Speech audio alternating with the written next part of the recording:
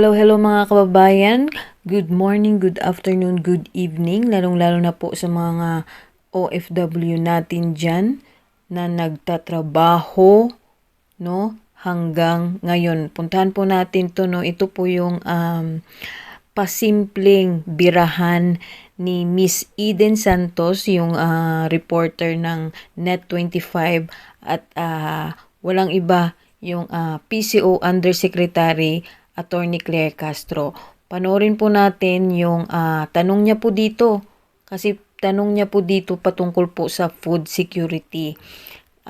Himay-himayin po natin or kayo na po yung mag-intindi kung paano ba no magtanong at kung paano sumagot si Undersecretary Claire Castro.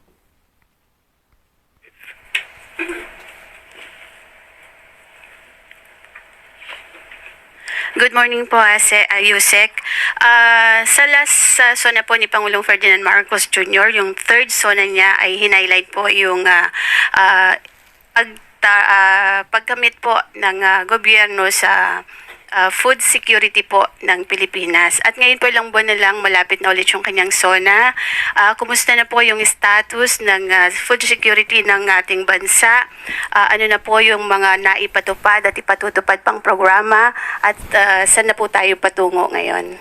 Okay, kanina lamang po ay bisita natin si ASEC Irene Dumlao at sinagot niya na po ang ibang mga katanungan tungkol sa food security. Hanggang doon lamang po ang aking masasagot dahil nasagot niya na po kanina ibang mga programa patungkol po dito. Pero nasaan na po tayo ngayon pagdating po dun sa pagtamo ng pamahalaan ng Marcos administration, pagdating po dun sa pagkakaroon natin ng seguridad sa pagkain sa ating bansa? Nakita niyo naman po kung ano pong sinabi ng ating ASEC from the DSWD. Nagagampanan po yan at nagkakaroon po ng traction dahil sinabi po niya noong nakarang buwan lamang ay maganda po naman ang naging resulta. At mas maganda po kung muli natin maisasalang ang ating ASEC na si Irene Dumlao para po maitanong niyo po yan. Binigyan na po tayo kanina po kasi ng pagkakataon na maitanong ang tungkol sa food security. Sana po nadetali po niya kanina. At nadetali naman po niya kanyang mga programa kanina po. Thank you po. Thank you. So, ito mga kababayan, no, yung tanong po, no, ni Miss Eden Santos, ipatungkol po dun sa food security ng bansa, no, ng Pilipinas. So, sino ba yung ahensya ng gobyerno yung namamahala dyan sa food security? 'Di ba? 'Di ba Department of Agriculture? Hindi ko lang alam kung tama ako.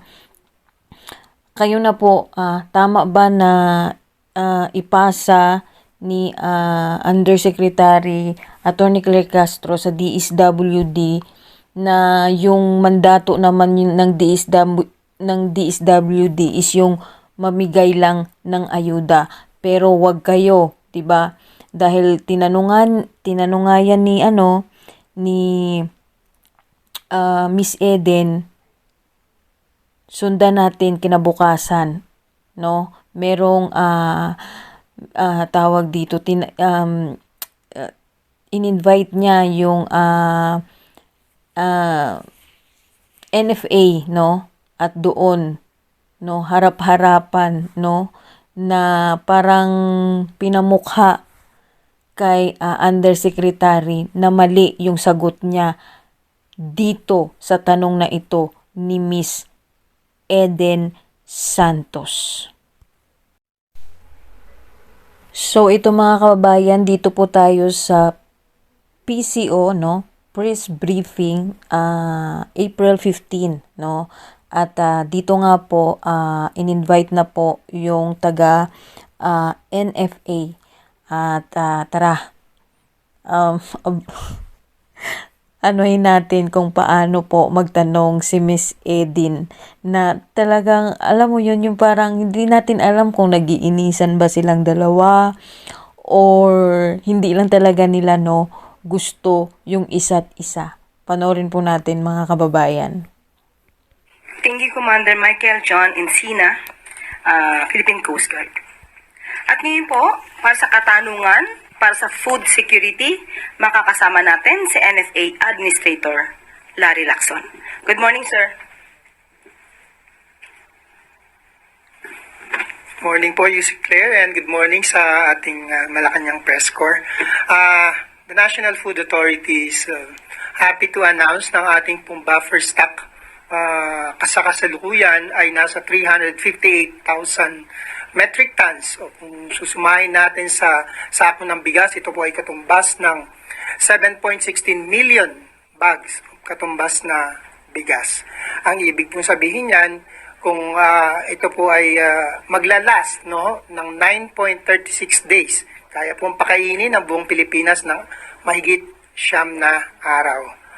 Pagdating naman po sa ating mga consumers, mababang presyo ng bigas, ang National Food Authority po ay maraming programa together with the Department of Agriculture and the FTI, and with the cooperation of our LGUs, meron tayong tinatawag na 30 pesos per kilo na bigas sa merkado, sa mga participating LGUs. And at the same time, patuloy yung ating P29 o yung 20 pesos na bigas para sa ating mga vulnerable sectors. Sa ating mga... So ito isa sa mga good news mga kababayan, no, merong 20 kilo na bigas.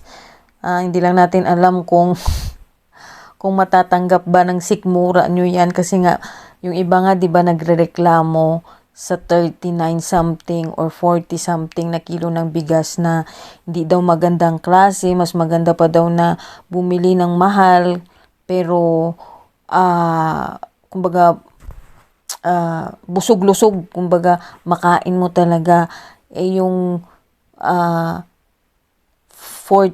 plus something na bigas hindi nga daw magandang klase, pero at least 'di ba, no, good news yan na abot nila yung sinasabi, no, pangarap ni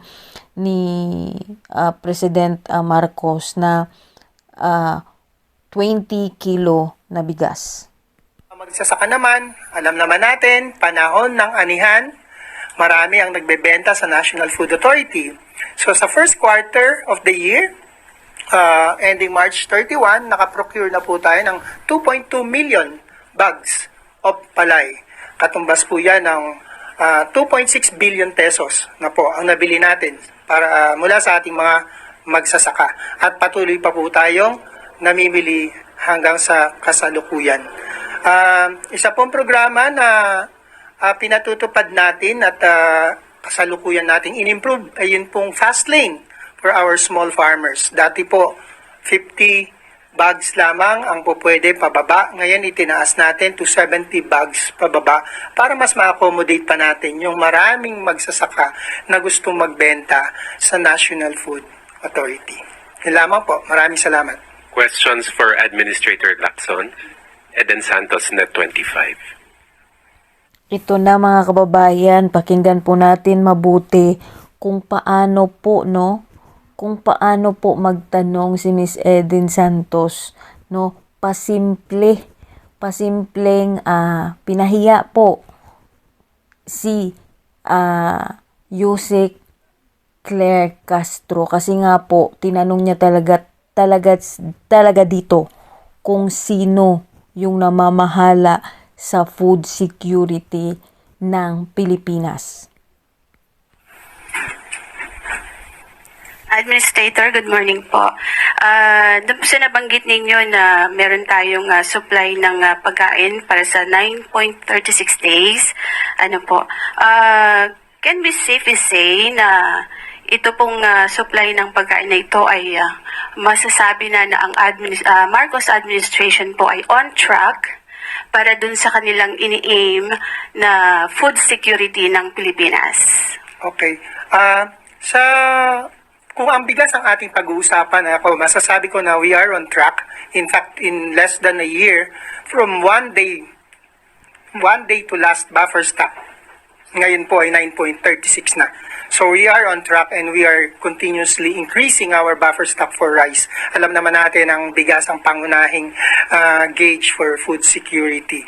And for this year, dahil nabago na nga yung RTL, we will increase our buffer stock up to 15 days. So from 9.36, i-hit natin yung 15 days hanggat meron po tayong pambili ng palay sa mga magsasaka.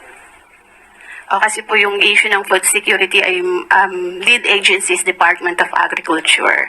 Tama po ba? Tama po yan. At hindi po ang Department of Social Welfare. Oh, 'di ba? Kasi po ang lead agency ng food security ay Department of Agriculture at hindi, no? At hindi yung DSWD. Talagang pinagkakadiinan po ni Miss Eden Santos yun kasi nga kung naalala nyo sa unang video natin sinasabi na dapat na tanungin yung DSWD. Kaya nga siguro hindi tinanong ni Miss Eden yung DSWD kasi hindi alam, no, ng DSW kung sapat ba yung supply, no, ng bigas, yung mga pangunahing bilihin sa Pilipinas. Kaya kaya tinanong niya si Undersecretary Claire Castro kasi nga ang ano niya doon, ang context, ang main reason niya doon kung bakit niya tinanong kasi nga siya yung spokesperson ng Malacanang at malapit na ngang yung malapit na yung zona ni President Marcos. Welfare and Development. Ang primary mandate po ni Department of Agriculture is palakasin ang sektor ng agrikultura for food security. Okay po. Nabanggit niyo po na merong 30 pesos na kilo ng bigas at parang meron ding 20 pesos. Tama po ba? 33 pesos 33. at 29 pesos. 29. Ito po ay limitado lamang yung supply na maibebenta po sa ating mga kababayan or mas marami pong mga mahirap na Pilipinong maaari pong maka-avail nito? In terms of volume na pwede naming ilabas, pwede kong sabihin hindi limitado ang volume kasi sa napakarami nating stocks na kailangan din nating ilabas. Ano? But in terms of availment per individual or per household, meron pong mga isinet na parameters ang Department of Agriculture para po hindi rin naman masamantala. No? Sa P29 or para sa mga vulnerable sectors, I think tinaas ni Secretary Francisco Chu Laurelian into 30 kilos per month. Last question na lang po, Administrator. Yun pong 2.2 million bags of palay na nabili sa first quarter po, saan po specific na mga lugar ito o probinsya ng ating mga magsasaka nabili? Ito po ay buong Pilipinas except for NCR at saka a little sa Region 7 kasi wala talaga silang production nun. Thank you po. So mga kababayan, anong masasabi nyo dyan sa pasimple, no, birada na isa't isa ni Undersecretary Claire Castro at si Miss Eden Santos? Sino ba yung tama sa kanila? Pero ako, no, nagtanong ako kay ChatGPT. Sabi ko, tinanong ko si ChatGPT, sino-sino ba ang namamahala sa food security ng Pilipinas, no? At ang sagot ni ChatGPT, sa Pilipinas maraming ahensya ng pamahalaan ang may kanya-kanyang tungkulin para tiyakin ang food security. Narito ang mga pangunahing namamahala. Department of Agriculture, pangunahing ahensya na responsable sa produksyon, no? Produksyon ng pagkain, suporta sa mga magsasaka at mangingisda at pagpapaunlad ng agrikultura. May mga attached agencies gaya ng National Food Authority, yun nga si SER, Bureau of Plant and Industry, Bureau of Animal Industry, Bureau of Fisheries and Aquatic Resources, Department of Social Welfare and Development, DSWD, namimigay ng food aid, no, at suporta sa mga may hirap na pamilya kulang sa akses sa pagkain. So, tama nga tayong sinasabi natin, nag-aayuda lang sila, pero wala talaga silang, kumbaga, knowledge, no, sa kung sapat ba yung